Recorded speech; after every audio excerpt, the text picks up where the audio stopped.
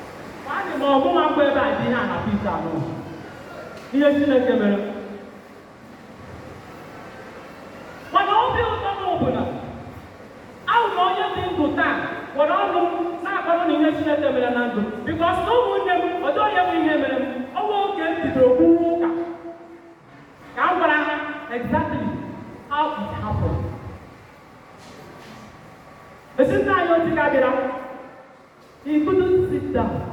He was like, mmadụ ọnụ onwe ihe ahụ na-echeta mma ọrụ that was after 2 weeks and some days.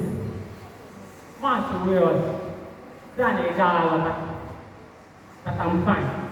Kịta na amago m akpa m na-ekwu ụka gị na ndị egwu ọ bụrụ ihe Chineke mere na ndụ ana m ekele Chineke na o nweghị izuzu ndị iro ihe niile ha zuru na ndụ m bịara mmezu eji m ọpọtuniti a wee na-ekele ka ha na-abụ ndị niile Chineke ji gbara ngwa ọrụ ma na ekpere ma na ego ma na ite ire ma na ozi ụkwụ ma na ozi aka na-asị na Chineke onye mere mmadụ ọma aghara ịnwụ wee bụrụ onye dị ndụ n'ụbọchị taa na mbụ Chineke onye jijiri ya bụ ọnwụ na ndụ m ọ gaghị ekwe ka ihe eme ụnụ ọ ga-agọzi unu niile ọ ga-echebe unu ọ ga-eduwe unu n'aha Jesus Christ. Hallelujah. Let's worship the Lord. You are